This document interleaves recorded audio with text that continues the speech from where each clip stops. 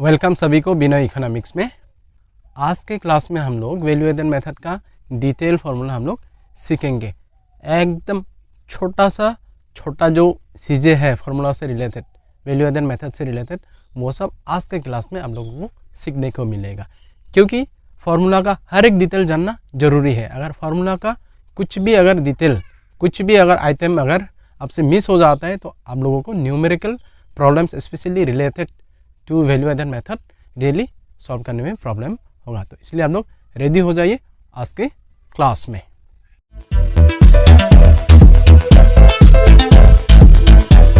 National income accounting के 3 methods हैं, value added method, income method and expenditure method.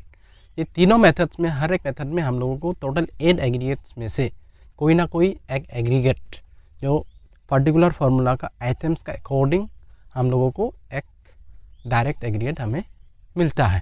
ठीक वैसा करके वैल्यू एडेड मेथड में कौन सा एग्रीगेट मिलेगा हम लोगों को? वो एग्रीगेट होता है जीडीपी एट मार्केट प्राइस। क्या है? जीडीपी एट मार्केट प्राइस हमें मिलता है ये वैल्यू एडेड मेथड से। अभी ये जीडीपी एट मार्केट प्राइस का जो फार्मूला है according to value added method, या तो वैल्यू एडेड मेथड से जीडीपी एट मार्केट प्राइस का वैल्यू कैसे हम लोग फाइंड आउट करें, इसके लिए क्या होता है, ब्रॉडली क्या होता है, value of output minus intermediate consumption होता है। इंटरमीडिएट कंजम्पशन ये होता है, इंटरमीडिएट कंजम्पशन होता है। अभी वैल्यू ऑफ आउटपुट क्या है और ये इंटरमीडिएट कंजम्पशन क्या है, ये क्लास में हम लोग डिटेल में हम लोग समझेंगे।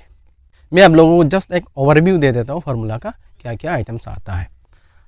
फिर उसके बाद ये वैल्यू ऑफ आउटपुट में क्या क्या होता है। वैल्यू ऑफ आउटपुट का अंदर में आएगा सेल्स प्लस एक आता है self consumption plus change in stock, ये 3 चीज़ आता है। अगेन सेल्स का अंदर में भी क्या क्या आइटम्स आएगा। अभी फिर ये सेल्स का अंदर में सेल्स इक्वल क्या होता है, एक आएगा domestic sales plus export, domestic sales plus export, ये होता है हम लोगों का एक फार्मूला का overview. Value of output minus intermediate consumption, sales plus change in stock plus self consumption of goods. फिर अगेन सेल्स है, एक है डोमेस्टिक सेल्स जो हम लोग का विद इन हम लोग का डोमेस्टिक टेरिटरी के अंदर में सेल होता है, और जो और एक सेल है जो हम लोग एब्रॉड सेल करते हैं या तो एक्सपोर्ट करते हैं। फिर सेल्स तो ये है, और सेल और एक तरीके से वो डिपेंड करेगा क्वेश्चन का ऊपर में। एक तो होता है प्राइस इनटू अगर क्वांटिटी भी करते हैं तो हम लोगों को सेल्स का वैल्यू हमें मिल जाता है। अभी हम लोग देखते हैं डिटेल में ये फार्मूला को। ये देखिए यहाँ में देखिए फार्मूला को देखिए। ये सबसे पहले दिया है जीडीपी एट मार्केट प्राइस, ये है जीडीपी एट मार्केट प्राइस। यहाँ में देखिए GDP at market price, GDP at market price equal यहाँ में दिया है value of output minus intermediate consumption. Okay fine, यहाँ से आप लोगों को पूरा का पूरा फार्मूला का डिटेल आप लोगों को मिल जाएगा। फिर उसके बाद और थोड़ा हम लोग डीपली जाते हैं। ये जो वैल्यू ऑफ आउटपुट है दिखाई दे रहा होगा आप लोगों को, ये देखिए वैल्यू ऑफ आउटपुट। यहाँ में देखिए वैल्यू ऑफ आउटपुट एक तो ये है सेल्स। सेल्स कैसा करके मिलता है हमें, सेल्स अगर हम लोग प्राइस इनटू अगर क्वांटिटी करते हैं तब भी हम लोगों को सेल्स का वैल्यू मिलता है। और सेल्स इक्वल और क्या मिलता है हम लोगों को, ये हो गया डोमेस्टिक सेल्स और एक्सपोर्ट। डोमेस्टिक सेल्स में अगर हम लोग एक्सपोर्ट को फ्लास करते हैं फिर भी हम लोगों को सेल्स का वैल्यू हम लोग मिल जाएगा। फिर उसके बाद ये जो डोमेस्टिक सेल्स है उसको इसी तरीके से भी लिखा जाता है, सेल्स इन डोमेस्टिक मार्केट भी लिखा जाता है। उसके बाद और एक चीज़ है यहाँ में procurement of goods by the government, ये भी एक सेल्स होता है, ये एक पार्ट ऑफ टोटल सेल्स। ये प्रोक्यूरमेंट बाय द गवर्नमेंट जब प्रोक्यूर करता है गुड्स तो ये भी एक क्या है, पार्ट ऑफ टोटल सेल्स। ये हो गया सेल्स का पार्ट। फिर उसके बाद यहाँ में देखते हैं फिर ये सेल्फ कंजम्पशन ऑफ गुड्स। देखिए यहाँ में ये सेल्फ कंजम्पशन ऑफ गुड्स भी क्या है, ये सेल्स के बराबर होता है, सेल्फ कंजम्पशन ऑफ गुड्स। अगर हम लोग सेल्फ कंजम्पशन नहीं करके अगर हम लोग मार्केट में सेल करते हैं तो उसका वैल्यू हमें मिल जाता है। ये बात ध्यान रखिए कि सिर्फ सेल्फ कंजम्पशन ऑफ गुड्स का वैल्यू को ही ऐड किया जाता है सेल्स में, लेकिन सेल्फ कंजम्पशन ऑफ सर्विस को ऐड नहीं किया जाता है। क्यों? क्योंकि सेल्फ कंजम्पशन ऑफ सर्विस का वैल्यू को हम लोग एस्टिमेट नहीं कर सकते। जैसे अगर हम लोग खुद के लिए अगर हम लोग अपना कपड़ा धुलाते हैं, अपने लिए खाना पकाते हैं, तो ये तो सेल्फ सर्विस हो गया, तो इसका तो मार्केट में इसका वैल्यूएशन नहीं होता है। तो इसलिए हम लोग सेल्फ सर्विस को हम लोग ऐड नहीं करते, सिर्फ लेते हैं हम लोग self consumption of goods. Fine. फिर उसके बाद और एक कंपोनेंट है हम लोग का change in stock. Change in stock को अभी हम लोग डिटेल में समझते हैं क्या है चेंज इन स्टॉक। देखिए यहाँ में देखिए change in stock short form में है CIS। तो चेंज इन स्टॉक का फॉर्मूला ब्रॉडली क्या होता है, closing stock minus opening stock होता है। फिर चेंज इन स्टॉक अलग अलग नामों से जाना जाता है, तो अभी देखते हैं वो चेंज इन स्टॉक का अलग अलग नाम क्या है। यहाँ में लिखा हुआ है, देखिए सबसे पहले लिखा है अनसोल्ड स्टॉक क्या है, इसको हम लोग क्लोजिंग स्टॉक के रूप में हम लोग ये के रूप में मतलब क्या है, ये अनसोल्ड स्टॉक मीन्स क्या है, ये क्लोजिंग स्टॉक है। जो अनसोल्ड रहता है वो क्लोजिंग स्टॉक है। ओके। फिर उसके बाद अगर यहाँ में देखिए अगर क्वेश्चन में अगर आइटम्स के साथ अगर ये देता है, अगर डिक्रीज इन स्टॉक अगर दिया रहता है, क्वेश्चन में डिक्रीज इन स्टॉक अगर दिया रहता है तो इसका वैल्यू हमेशा क्या होगा, डिडक्ट किया जाएगा, माइनस किया जाएगा इसका वैल्यू। डिक्रीज इन स्टॉक अगर दिया रहता है तो अगर क्वेश्चन में इंक्रीज इन स्टॉक दिया है, ये भी चेंज इन स्टॉक है, तब इसका वैल्यू को क्या किया जाएगा, ऐड किया जाएगा। फाइन। फिर उसके बाद और अलग अलग नाम देखते हैं चेंज इन स्टॉक का क्या है। चेंज इन स्टॉक को इन्वेंटरी इन्वेस्टमेंट के नाम पे भी जाना जाता है। अगर इन्वेंटरी इन्वेस्टमेंट दिया है क्वेश्चन में, इसका मतलब क्या है, ये भी चेंज इन स्टॉक ही है। फिर उसके बाद और हो सकता है एडिशन टू स्टॉक भी दिया जा सकता है। एडिशन टू स्टॉक मतलब भी क्या है, ये चेंज इन स्टॉक ही है। उसके बाद आता है नेट एडिशन टू स्टॉक। अगर आता है नेट एडिशन टू स्टॉक तो ये भी क्या है, चेंज इन स्टॉक है। ये नाम से भी क्वेश्चन में आप लोगों को मिल सकता है ये आइटम। फिर उसके बाद आता है change in inventory. Change in inventory अगर दिया रहता है तो ये भी क्या है, हम लोगों का चेंज इन स्टॉक ही है।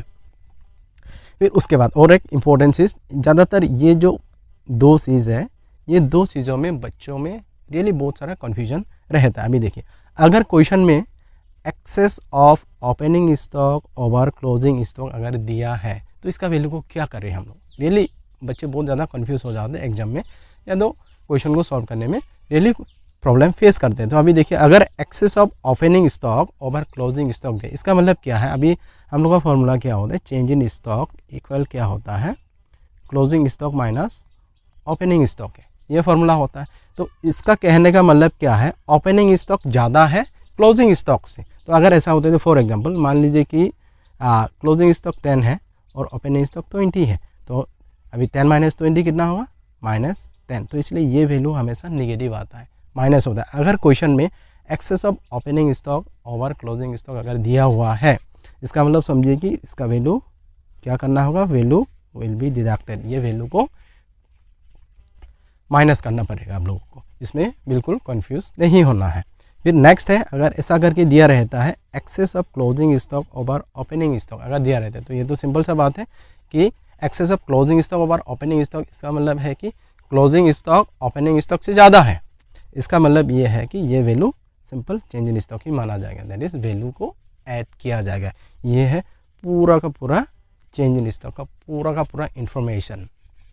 आप लोग अच्छे से वीडियो को पॉज करके स्क्रीनशॉट मार के रखिए, ये सारा का सारा आइटम्स को आप लोग याद करके रखिए, तब आप लोगों को एग्जाम में बिल्कुल ही प्रॉब्लम नहीं होने वाला है। फिर उसके बाद अभी हम लोग डिटेल में समझते हैं, ये कौन सा सेक्शन को समझेंगे, अभी हम लोग इंटरमीडिएट कंजम्पशन का सेक्शन को समझेंगे। अभी इंटरमीडिएट कंजम्पशन अभी हम लोगों का हो गया, वैल्यू ऑफ आउटपुट का पूरा सेक्शन हम लोगों ने देख लिया। फिर उसके बाद वैल्यू ऑफ आउटपुट में क्या क्या आइटम्स आते हैं, जैसे इसमें दिया है sales plus self consumption plus change in stock, ये तीनों चीज़ मिलके होता है सेल्स होता है। फाइन। फिर उसके बाद अभी हम लोग का जो नेक्स्ट सेक्शन है, यह है इंटरमीडिएट कंजम्पशन का सेक्शन को पूरा पोस्टमार्टम करते हैं, इंटरमीडिएट कंजम्पशन। इसमें भी बहुत कुछ कन्फ्यूजन होने वाला चीज़ें भी है, तो इसलिए वीडियो को आप लोग ध्यान से देखिए ताकि पूरा का पूरा वैल्यू एडिशन मेथड का फॉर्मूला का पूरा कॉन्सेप्ट क्लियर हो, ताकि numerical questions specially related to value addition method को सॉल्व करने के लिए आप लोगों को बिल्कुल ही कोई प्रॉब्लम ना हो। यहाँ में देखिए इंटरमीडिएट कंजम्पशन, इधर देखिए इंटरमीडिएट कंजम्पशन क्या है। इंटरमीडिएट कंजम्पशन इसका मतलब है कि इंटरमीडिएट, जब भी हम लोग फाइनल गुड्स बनाते हैं तो फाइनल गुड्स बनाने के लिए हम लोगों को बहुत सारा इंटरमीडिएट गुड्स का ज़रूरी होता है। तो जब भी फाइनल गुड्स को बनाने के लिए बहुत सारा इंटरमीडिएट जो गुड्स है अगर हम लोग यूज़ करते हैं तो वही होता है इंटरमीडिएट कंजम्पशन। और जो भी कॉस्ट लगता है इंटरमीडिएट ये गुड्स को खरीदने के लिए वही होता है intermediate cost. That means intermediate consumption और इंटरमीडिएट कॉस्ट दोनों सेम बात है। फाइन, अभी इंटरमीडिएट कंजम्पशन हो गया ओवरऑल कंजम्पशन। अभी फाइनल गुड्स बनाने के लिए जो टोटल कंजम्पशन हुआ, इंटरमीडिएट गुड्स का टोटल जो कंजम्पशन हुआ, सारा का सारा कंजम्पशन को बोला जाता है इंटरमीडिएट कंजम्पशन। तो अभी इंटरमीडिएट कंजम्पशन में क्या क्या चीज़ें आ सकता है। एक तो हो सकता है कि हम लोग इंटरमीडिएट गुड्स यूज़ किया, हो गया। फिर उसके बाद हो सकता है इलेक्ट्रिसिटी चार्जेस दिया, ये भी है, ये भी intermediate consumption, it is a part of intermediate consumption. Electricity charges is a part of intermediate consumption. फिर उसके बाद आ सकता है transportation cost. Transportation cost is also a part of intermediate consumption, but conditional होगा। अगर वो कॉस्ट ट्रांसपोर्टेशन कॉस्ट लगता है, वो इंटरमीडिएट गुड्स को ट्रांसपोर्ट अगर हम लोग सोर्स से अगर हम लोग लेके ट्रांसपोर्ट करते हैं फार्म तक, जो कॉस्ट लगता है इंटरमीडिएट गुड्स को ट्रांसपोर्ट करने के लिए जो कॉस्ट लगता है वही कॉस्ट होता है ट्रांसपोर्टेशन कॉस्ट। लेकिन अगर ट्रांसपोर्टेशन कॉस्ट लगता है कि एम्प्लॉयज़ को या लेबर को कैरी करने के लिए, तब ये ट्रांसपोर्टेशन कॉस्ट को as a part of intermediate consumption नहीं माना जाएगा। ये बात को ध्यान रखिए। ट्रांसपोर्टेशन कॉस्ट को intermediate cost consider as a part of intermediate consumption हम लोग कंसीडर करें या ना करें, ये चीज़ को ध्यान दीजिए। दैट मीन्स अभी देखिए इंटरमीडिएट कंजम्पशन इक्वल क्या है। देखिए इंटरमीडिएट कंजम्पशन इक्वल एक तो है परचेज आता है, purchase of goods and services या तो परचेज ऑफ रॉ मटेरियल। ये सारा का सारा purchase, that means purchase of goods and services and purchase of raw material is a part of intermediate consumption. Totally हम लोग purchase of goods and services या तो परचेज ऑफ रॉ मटेरियल को हम लोग टोटली मतलब टोटल इंटरमीडिएट कंजम्पशन को consider नहीं कर सकते, because these are only a part of intermediate consumption, not the total intermediate consumption. ये बात को ध्यान रखिए। Purchase of goods and services या तो purchase of raw material is a part of intermediate consumption. और क्या हो सकता है, electricity charges is also a part of intermediate consumption. That means अगर हमें टोटल इंटरमीडिएट कंजम्पशन या तो इंटरमीडिएट कॉस्ट का वैल्यू चाहिए तो purchase of goods and services या तो परचेज ऑफ रॉ मटेरियल का वैल्यू भी लेना है, और प्लस ये इलेक्ट्रिसिटी चार्जेस का वैल्यू को भी ऐड करना है। अगर दोनों को ऐड करते हैं या तो ट्रांसपोर्टेशन कॉस्ट होता है, अगर उसको हम लोग ऐड करते हैं तो ऐड करने के बाद जो भी टोटल बन के आता है वो होता है हम लोग का टोटल इंटरमीडिएट कंजम्पशन। फाइन, ये पूरा कॉन्सेप्ट क्लियर है। अभी ध्यान रखिए ये बात को। उसके बाद इंटरमीडिएट कंजम्पशन का अलग अलग और नाम क्या है उसको देखते हैं। अभी देखिए other names of intermediate consumption क्या है। एक तो है इंटरमीडिएट कॉस्ट, मतलब इंटरमीडिएट कंजम्पशन का मतलब है कि purchase of goods and services. तो जब भी हम लोग परचेज करेंगे तो उसके लिए क्या चाहिए, पैसा चाहिए। तो पैसा मीन्स कॉस्ट। तो इंटरमीडिएट कॉस्ट और इंटरमीडिएट कंजम्पशन या तो परचेज बराबर है। ओके फाइन, इंटरमीडिएट कॉस्ट या तो इलेक्ट्रिसिटी चार्जेस भी कॉस्ट है ना, purchase of goods and services भी कॉस्ट है। तो ये टोटल ये हो गया इंटरमीडिएट कॉस्ट में, ये दोनों का कॉस्ट आ जाता है। दैट मीन्स इंटरमीडिएट कॉस्ट और इंटरमीडिएट कंजम्पशन बिल्कुल सेम है, मतलब एक अलग नाम मीन्स दूसरे नाम से जाना जाता है। इंटरमीडिएट कंजम्पशन का और एक नाम क्या है, एक है इंटरमीडिएट कॉस्ट, और दूसरा नाम क्या है, इधर देखिए non factor in foods. Non factor in foods भी क्या है, इंटरमीडिएट कंजम्पशन है। Non factor in food is not a part of intermediate consumption. non factor input is totally intermediate consumption होता है। अभी नॉन फैक्टर इनपुट्स में क्या क्या चीज़ें आते हैं। नॉन फैक्टर इनपुट नहीं, फैक्टर इनपुट अभी फैक्टर्स ऑफ प्रोडक्शन क्या है, land, labour, capital and entrepreneur होता है। फाइन, फिर नॉन फैक्टर इनपुट मीन्स ये 4 फैक्टर्स ऑफ प्रोडक्शन के अलावा जो कुछ भी हम लोग खरीदते हैं, इंटरमीडिएट परचेज करते हैं, तो सारा का सारा चीज़ें क्या होता है वो नॉन फैक्टर इनपुट्स में आता है। That is non factor inputs is an intermediate consumption. अभी इंटरमीडिएट ये जो नॉन फैक्टर इनपुट्स है इसका अंदर में क्या क्या चीज़ें देखिए, इट इंक्लूड्स रॉ मटेरियल आता है, ये नॉन फैक्टर इनपुट में रॉ मटेरियल को माना जाता है। जो इंटरमीडिएट गुड्स होता है that means intermediate goods, final goods, intermediate goods हम लोगों ने तो पढ़ा ही है, तो उसका जो इंटरमीडिएट गुड्स है। फिर इलेक्ट्रिसिटी जो होता है, ट्रांसपोर्टेशन कॉस्ट होता है और ओवरहेड कॉस्ट, ये सारा का सारा चीज़ों को मिला के हम लोग क्या बोलते हैं, इसको नॉन फैक्टर इनपुट्स बोलते हैं। फाइन। फिर उसके बाद यहाँ में दिखाई दे रहा है कि ये जो इंटरमीडिएट कंजम्पशन का, इधर देखिए इंटरमीडिएट कंजम्पशन यहाँ में जो लिखा है purchase of goods and services या तो परचेज ऑफ रॉ मटेरियल यहाँ में जो लिखा है, तो ये चीज़ को अभी हम लोग डिटेल में समझते हैं। इधर देखिए अभी देखिए कब ये intermediate purchase of goods and services again दो भागों में डिवाइड हो जाता है, ये बात को ध्यान दीजिएगा। इधर देखिए यहाँ में क्या लिखा है, purchase of goods and services equal, एक ये देखिए purchase of goods and services equal क्या क्या है। इधर देखिए एक है purchase of goods and services in domestic market, क्योंकि ये जो परचेज आपको दिखाई दे रहा है, ये जो परचेज आपको दिखाई दे रहा है, ये परचेज क्या है, ये टोटल परचेज है। वो परचेज हो सकता है कि हम लोग अपना डोमेस्टिकली ख़रीदा हो, वो परचेज हो सकता है हम लोग फॉरेन कंट्री से भी ख़रीदा हो। इसका मतलब है कि अगर purchase of goods and services दिया हुआ है, इसका मतलब ये है कि ये परचेज डोमेस्टिकली परचेज का वैल्यू भी इसमें इंक्लूडेड है और हम लोग एब्रॉड से परचेज किया हुआ रॉ मटेरियल्स का वैल्यू भी यहाँ में इंक्लूडेड है। इसलिए purchase of goods and services के दो पार्ट है, एक हो गया purchase of goods and services in domestic market, that means हम लोग डोमेस्टिक मार्केट से खरीदे हैं एक पार्ट रॉ मटेरियल, और अगर जो रॉ मटेरियल्स हम लोगों को डोमेस्टिक मार्केट्स में अवेलेबल नहीं है, इसका मतलब हम लोगों को एब्रॉड से या तो इंपोर्ट करना होगा, तो वो भी तो हम लोग का परचेज है, तो उसको भी हमें ऐड करना होगा। इधर देखिए दूसरा क्या है, purchase of goods and services from rest of the world. Rest of the world means हम लोग का काउंट्री के अलावा जो भी काउंट्रीज है वो सब काउंट्री से हम लोग खरीदते हैं, वो इंपोर्ट है, या तो उसको हम लोग क्या बोल सकते हैं, import of goods and services बोलते हैं। अगर क्वेश्चन में यहाँ में purchase of goods and services दिया है और उसके साथ साथ import of goods and services भी दिया है, वो सिचुएशन में आपको import of goods and services को ये इंटरमीडिएट कंजम्पशन में इसको टच करना ही नहीं है, ऐड करना ही नहीं है, क्योंकि already imports of goods and services का वैल्यू ऑलरेडी या purchase of goods and services का अंदर में ऑलरेडी मार्ज्ड है। फाइन। अगर क्वेश्चन में सेपरेटली अगर purchase of goods and services in domestic market अगर ये आपको दिखाई देता है डोमेस्टिक मार्केट, तब वो सिचुएशन में आपको क्या करना होगा, imports of goods and services को भी फ्लैश करना होगा to get the total intermediate consumption. Fine, ये वाला बात। फिर उसके बाद ये purchase of goods and services और purchase of raw material almost same है, बस नाम अलग है। तो अभी परचेज ऑफ रॉ मटेरियल देखिए क्या है, purchase of raw materials in domestic market, ये है डोमेस्टिक मार्केट में खरीदा हम लोगों ने, और एक पार्ट कहाँ से खरीदा हम लोग, purchase of raw material from rest of the world, that is import of raw materials. अगर क्वेश्चन में purchase of raw material in domestic market, वो ध्यान दीजिए, अगर परचेज ऑफ रॉ मटेरियल या तो purchase of goods and services in domestic market अगर दिया हुआ है, तभी वो सिचुएशन में ही हमको किसको फ्लैश करना होगा, टोटल इंटरमीडिएट कंजम्पशन मिलने के लिए इंपोर्ट को फ्लैश करना होगा, या तो purchase from rest of the world को भी फ्लैश करना होगा ये डोमेस्टिक मार्केट परचेज में, तब जाके हम लोगों को टोटल इंटरमीडिएट कंजम्पशन का वैल्यू हम लोगों को मिल जाएगा। समझ में आया आप लोगों को? ओके। फिर उसके बाद और क्या क्या नामों से जाना जाता है इंटरमीडिएट कंजम्पशन को, इधर देखिए एक है single use producer goods. Single use producer goods ये भी क्या है, ये हो गया इंटरमीडिएट कंजम्पशन माना जाता है, सिंगल यूज प्रोड्यूसर गुड्स।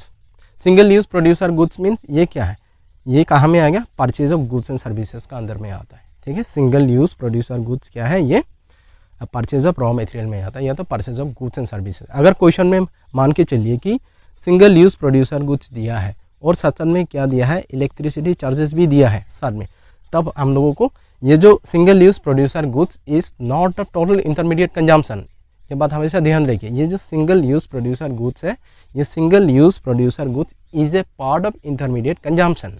अगर इलेक्ट्रिसिटी चार्जेस, ट्रांसपोर्टेशन कॉस्ट कुछ भी नहीं दिया है, that mean single use producer goods को ही हम लोग कंसीडर कर रहे टोटल इंटरमीडिएट कंजम्पशन का वैल्यू। फाइन।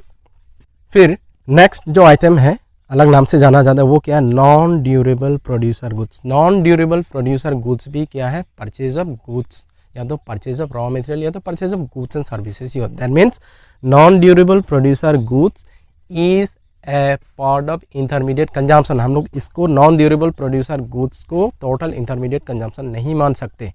इनके अगर इसके साथ में भी जैसे कि वहाँ में इलेक्ट्रिसिटी चार्ज दिया, अगर इसमें भी इलेक्ट्रिसिटी चार्ज अगर क्वेश्चन में आइटम के साथ रहता है तो हमको टोटल इंटरमीडिएट कंजम्पशन मिलने के लिए non durable producer goods plus electricity charges को जोड़ना होगा, तब जाके हम लोग को टोटल इंटरमीडिएट कंजम्पशन का वैल्यू मिल जाएगा। फिर उसके बाद और क्या बोला जाता है, इंटरमीडिएट गुड्स भी बोला जाता है, इंटरमीडिएट गुड्स। तो ये सब अलग अलग नाम से जाना जाता है। अलग अलग ईयर्स में सीबीएसई बोर्ड का क्वेश्चन पेपर को हम लोग अच्छे से स्टडी करने के बाद क्या क्या नाम से जाना जाता है इंटरमीडिएट कंजम्पशन, तो वहाँ से सब कुछ मिला के आप लोगों के सामने में मैं ये टोटल पूरा डिटेल फार्मूला मैं आप लोगों के सामने में लेके आया। तो आप लोग यहाँ में बस वीडियो को पॉज करके स्क्रीनशॉट मार के रखिए, अच्छे से लिखिए, आप लोग इसको नोट डाउन करके रखिए। ये फार्मूला बहुत ही काम देने वाला, आपको ऐसा करके बनाया हुआ फार्मूला आपको कहीं में भी अवेलेबल नहीं होगा। आज के क्लास में इतना ही फार्मूला के बारे में। नेक्स्ट क्लास में मैं आप लोगों को एकदम पिन पॉइंट न्यूमेरिकल्स में आप लोगों को सिखाऊंगा। ज़्यादा नहीं दूंगा न्यूमेरिकल्स में, 9 to 10 न्यूमेरिकल्स में आप लोगों को सॉल्व कराऊंगा। अगर ये सब न्यूमेरिकल्स आपने सही तरीके से समझ लिया, कॉन्सेप्ट को क्लियर कर लिया, यही 10 न्यूमेरिकल्स में आप फोकस कीजिए। अगर अच्छे से ये 10 न्यूमेरिकल्स आप अच्छे से समझ लिया तो मान के चलिए कि दुनिया का कोई भी क्वेश्चंस वैल्यू एडेड मेथड से रिलेटेड आता है तो आप इजीली सॉल्व कर पाएंगे। तो इसलिए आप लोग वेट करते रहिए नेक्स्ट क्लास के लिए। आज का ये क्लास आप लोगों को कैसा लगा आप लोग कमेंट करके ज़रूर बोलिए। और जाते जाते मैं आप लोगों को बोलना चाहता हूँ, अगर आप लोग मेरा चैनल में नए आए हो तो प्लीज़ सब्सक्राइब कीजिए, लाइक कीजिए, कमेंट कीजिए और शेयर कीजिए। तब तक के लिए मिलते हैं नेक्स्ट वीडियो में। Tata bye bye, see you all.